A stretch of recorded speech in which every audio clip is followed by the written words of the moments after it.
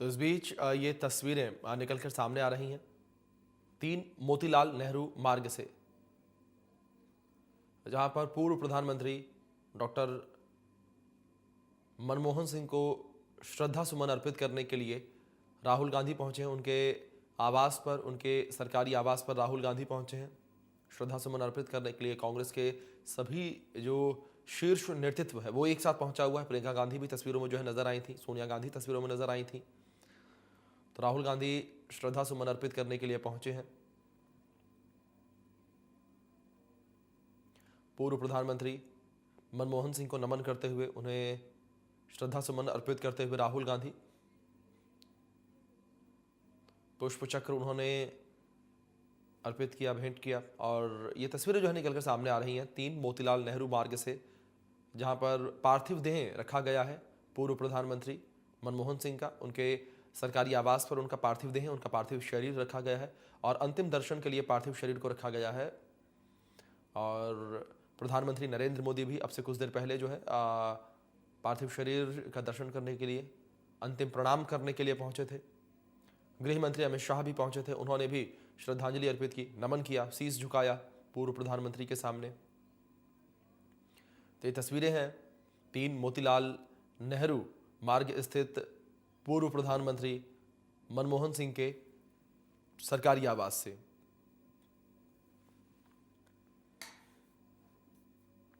बानवे साल की उम्र में पूर्व प्रधानमंत्री मनमोहन सिंह का निधन हुआ, अंतिम सांस उन्होंने ली।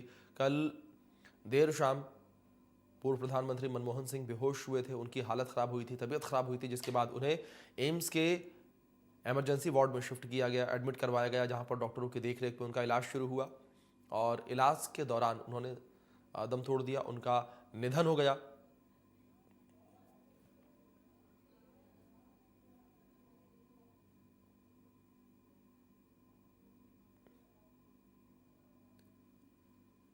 दुखद खबर निकलकर सामने आई कि पूर्व पीएम इस दुनिया को अलविदा कह गए।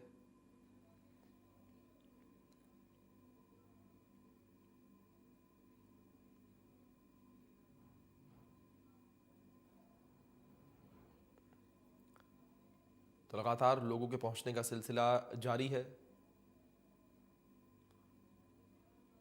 पूर्व पीएम मनमोहन सिंह को नमन कर रहे हैं, श्रद्धांजलि दे रहे हैं, श्रद्धा सुमन अर्पित कर रहे हैं।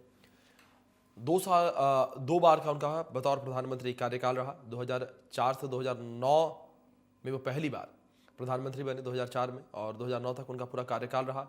और 2009 से 2014 तक का उनका दूसरा कार्यकाल बतौर प्रधानमंत्री रहा। और प्रधानमंत्री पद पर रहते हुए उन्होंने कई ऐतिहासिक निर्णय लिए। उन ऐतिहासिक निर्णयों को लगातार जो है याद किया जाता है और उनके निर्णयों की तारीफ जो है अभी भी की जाती है। उन्हें आर्थिक सुधार का जनक कहा जाता है।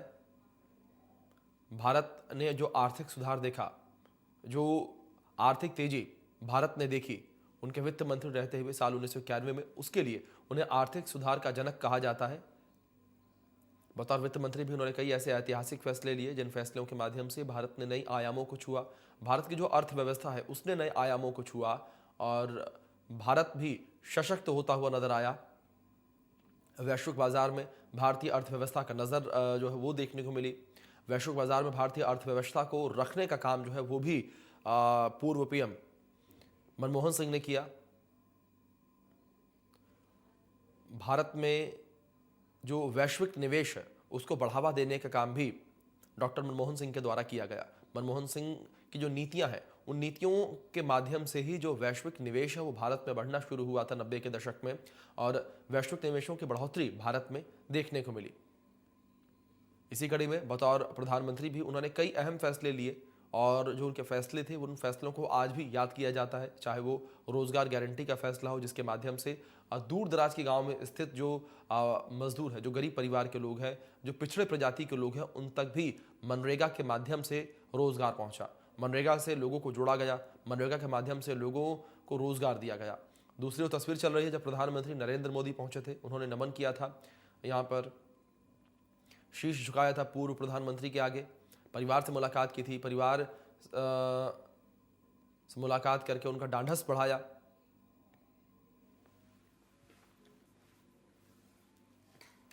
तो बतौर प्रधानमंत्री उन्होंने कई अहम फैसले लिए रोजगार को लेकर, जिस तरीके से हमने जिक्र किया। तो वहीं दूसरी ओर आधार कार्ड जो आज हमारा एक महत्वपूर्ण डॉक्यूमेंटेशन है, एक महत्वपूर्ण डॉक्यूमेंट है, एक महत्वपूर्ण हमारी पहचान वो पत्र है, डॉक्यूमेंट आईडी है हमारी, वो भी इंट्रोड्यूस पूर्व प्रधानमंत्री मनमोहन सिंह ने करवाया था। 2009 में फैसला लिया गया कि जो तमाम भारतवासी हैं उनका नया पहचान जो है बनेगी, नई आईडी जो है एक डॉक्यूमेंट आईडी बनेगी, जिसमें उनका बायोमेट्रिक जो है वो भी दर्ज किया जाएगा। आंखों की रेटिना, हाथों की उंगलियों के निशान यानी कि फिंगरप्रिंट्स जो है वो भी उसमें दर्ज किए जाएंगे और यूनिक आईडी बनेगी।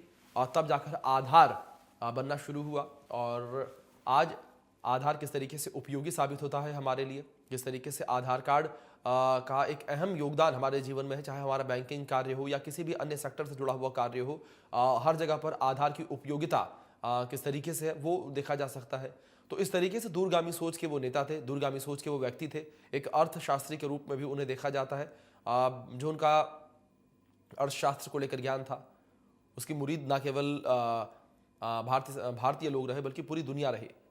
वैश्विक बैंक में भी उन्होंने एक अहम भूमिका निभाई है, उसमें भी उनका योगदान रहा। और भारतीय बाजार को लेकर बात करें तो भारतीय बाजार में तेजी लाने का काम भी डॉक्टर मनमोहन सिंह के द्वारा किया गया। उनके जो निर्णय थे, उन निर्णयों के माध्यम से वैश्विक बाजार में भारतीय अर्थव्यवस्था पहुंची थी। और भारतीय अर्थव्यवस्था 90 के दशक में पहली बार ऐसा हो रहा था कि वो वैश्विक बाजार में कंपीट कर रही थी। अमेरिका, इंग्लैंड, चीन, जापान जैसे जो देश थे, इन देशों से, जर्मनी, रूस जैसे देशों से कंपीट कर रही थी। और आर्थिक सुधार का जनक भी डॉक्टर मनमोहन सिंह को कहा जाता रहा। उनके फैसलों के द्वारा, उनके कामों के द्वारा, जो तमाम काम उन्होंने किए, तमाम महत्वपूर्ण फैसले उन्होंने लिए भारत की ऊंचाइयों के लिए। दूसरी ओर भारत सरकार के द्वारा 7 दिन के राष्ट्रीय शोक का ऐलान किया गया है।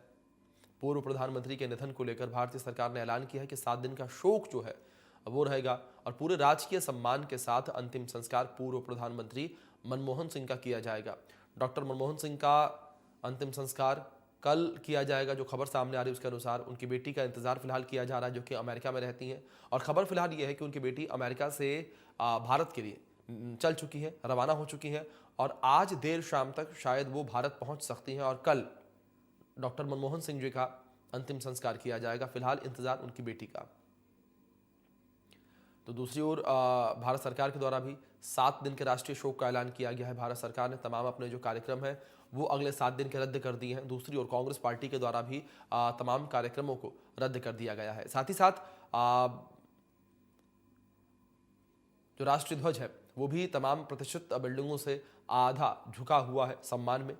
डॉक्टर मनमोहन सिंह को श्रद्धा सुमन अर्पित करने के लिए उनके सम्मान में राष्ट्रीय ध्वज को आधा झुका दिया गया है। तो आधा झुकाकर राष्ट्रीय ध्वज जो है फहराया जा रहा है। राष्ट्रपति भवन से भी तस्वीरें सामने आई थी और भी तमाम जो सरकारी प्रतिष्ठित इमारतें हैं वहां पर लगा जो राष्ट्रीय ध्वज है उसे आधा झुका दिया गया है पूर्व प्रधानमंत्री के सम्मान में।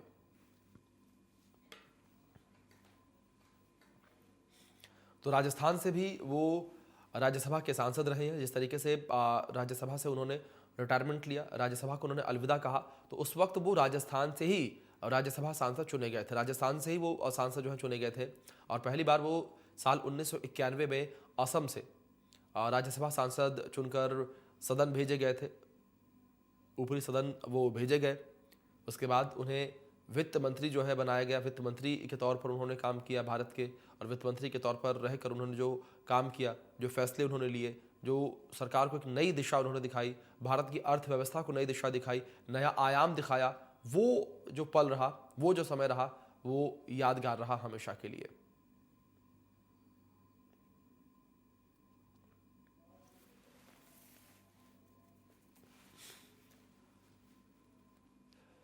तो लगातार ये तस्वीरें जो है निकलकर सामने आ रही हैं।